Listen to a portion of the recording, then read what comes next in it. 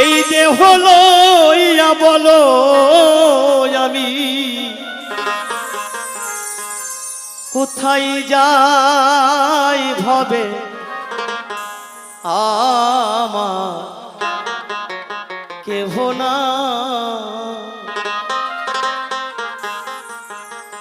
দীনবন্ধু রে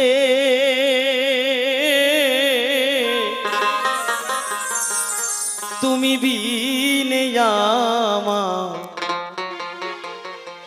আমার কেহ না। হে দয়াল, তুমি এই জগতের মালিক।